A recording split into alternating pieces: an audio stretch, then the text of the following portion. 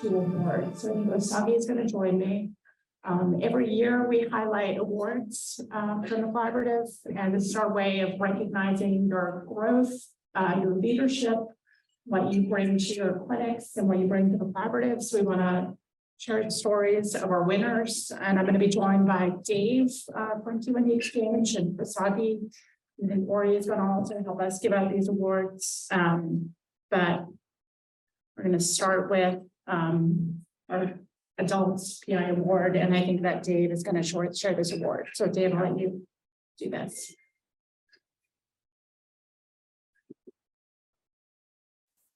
Okay, good morning. So for our first award for an outstanding adult investigator in the collaborative, this award goes to somebody who's demonstrated significant QI progress and leadership at his institution, has really developed the capacity, led projects, did a great job of data mapping, which we know is a struggle in some institutions. And that was notable. And also served as a really good tour guide yesterday. And for some of us who have type 1 and got to see islet cell transplant research kind of in the real happening, it was pretty impressive. So congratulations to Francesco Vendrone.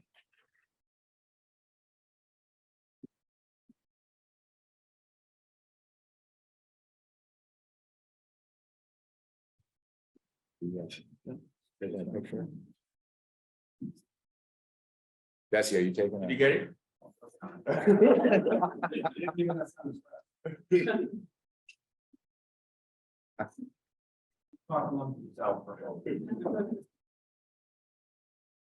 Right. I did prepare remarks in Spanish too. But I prepared remarks in Spanish, but I didn't want to butcher it. So.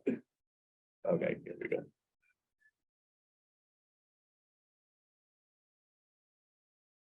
Thank you.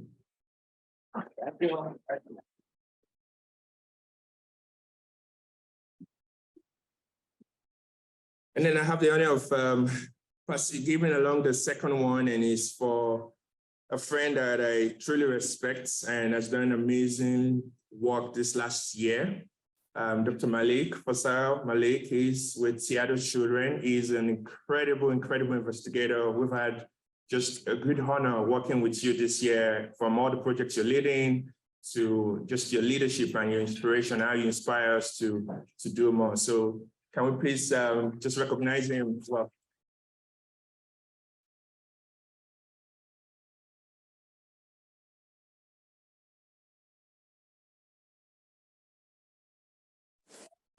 You're welcome, State Legal Advisor. All right, I will do that actually. Yeah, this is such a wonderful honor. I just feel so incredibly privileged to be a part of this community. And I think what makes this community so great has been on full display yesterday, and then I know will be today. Just everyone's commitment to improving the lives of the patients we serve. And I mean, we do it without the appropriate resources most of the time, and many unanticipated barriers. So it's just been really inspiring. And I know we're going to be celebrating a few other people, but I just want to quickly just highlight the stars of this work, and that's the leadership team and the QI team at the T1D Exchange. You guys are absolutely amazing. Really are. And I've shared this with Osagi. You know, I think all of us are part of organizations that have lofty mission statements, but it's rare to be a part of a group that really lives up to its stated mission objectives. You guys, with the robust QI research infrastructure, you guys have put in place the collaboration, this culture of collaboration, which I know a lot of the early sites had a lot to do with. So just thank you for like making that the way we work. And then just to having opportunities to meaningfully contribute. It's just a really incredible environment. So I'm really grateful to be a part of it. It's why all these sites are thriving. It's why this collaborative has become what it is. So thanks so much.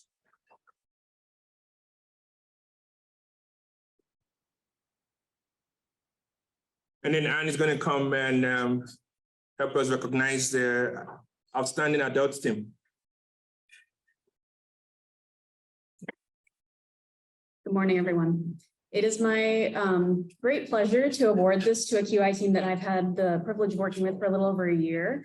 I really enjoy working with them for their QI mindset, for trying out small changes one at a time and coming to our check-ins with what they learned, what they want to do differently next time, and what they're going to continue to do, how they're going to implement that in their practice, which we really appreciate to see and look to have all of our teams join us in that QI mindset, as well as making the best of data, even though they're not data mapped, going through the pain of chart review. We really appreciate that, and finding other ways to make use of data through surveys and coming with that approach as well. So it's my great honor to award this to the Boston Medical Center team, QI team.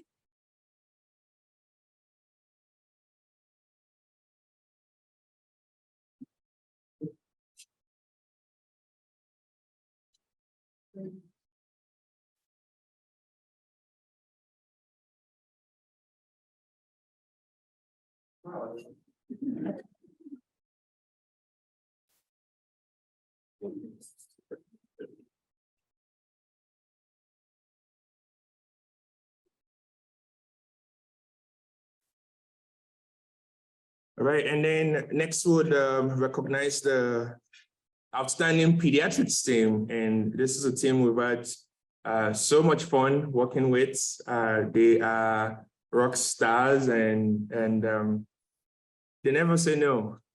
And taking on new projects, leading new projects, and delivering on good outcomes. And you see some of the work highlighted yesterday as well. So the Liberian Children's team, for outstanding pediatrics team, thank you for all you do. Please recognize you. Come on.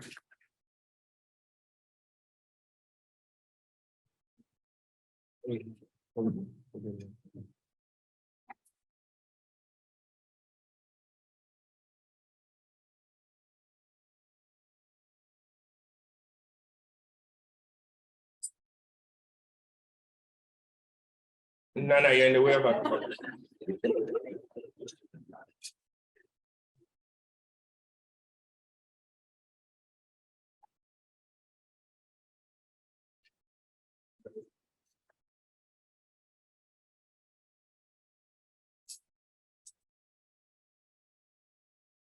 Okay, and then up next, I'm going to recognize Nicole is going to recognize the patient parents advisor.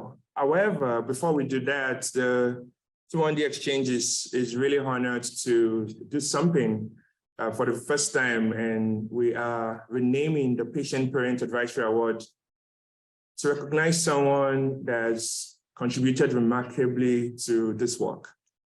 She's been with the collaborative since 2017. She is a fearless leader, manages all of our contracts, delays agreements, and that's a lot of work. You guys are not always very easy to work with in terms of all the legal documents we have to review. But she goes through that process, works, day and nights and weekends, and just ensuring that we're able to sort of grow in a reasonable way. We're able to thrive, and all of the clinical engagement. I don't know where she gets her energy from, but it's been a true honor working with her. I've had the pleasure of working with her now for over 10 years, and 5 years in this role in the T1D Exchange, and 5 years in our previous life working together at the Boston Public Health Department. So on behalf of the T1D Exchange, I'm announcing that the Patient Parent Advisory Award will now be known as the Nico Riolis Patient Parent Advisory.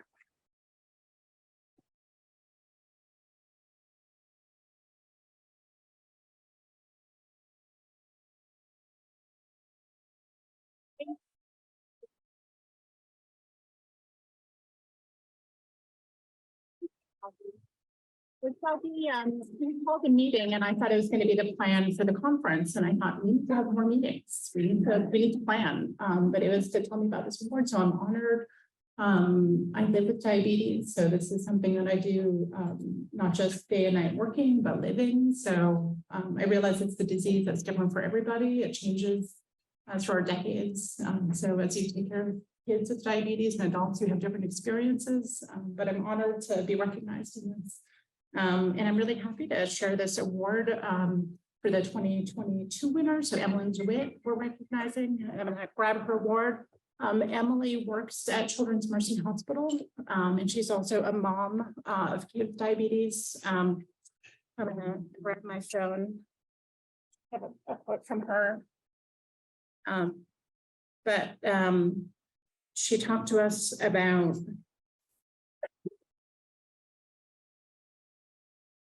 just navigating her experiences, and she said constant vigilance. So as you know, diabetes doesn't go away for 5 minutes. And the logistics of communicating with school systems, as educators, you know what that's like. As a parent, it's really challenging. So Emily, we want to recognize you for the work that you do on the Patient Common Advisory Committee and the work you do as a mom and the work that you do at Children's Mercy Hospital.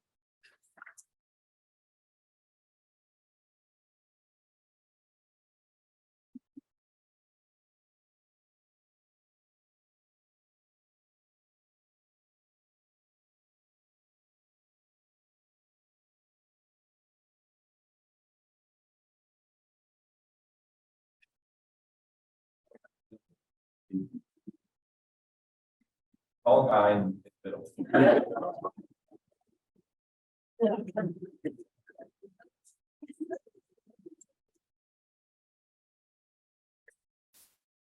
You're confused, or like, who's the tall guy? Do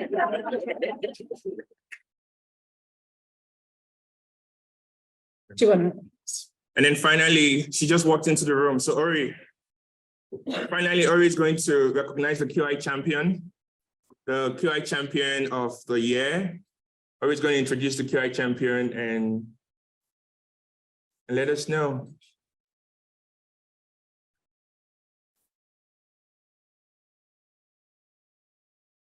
All right, good morning, everyone.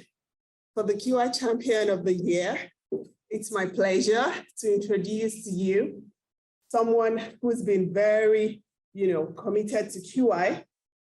She's helped a lot of other QI champions and she's grown over the years. So Janice from NYU team.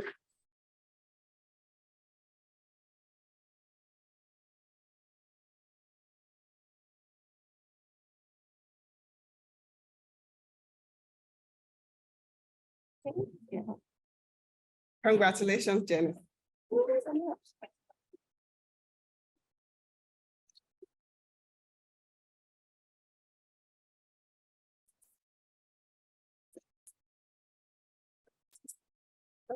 All right. Most people didn't say anything. So thank you. I work at a wonderful clinic. And so I thought we were doing such amazing things. And then we joined the exchange and I realized we could do even more amazing things, and learning from everyone has been such a great experience. Everyone's amazing here. So thank you so much for this.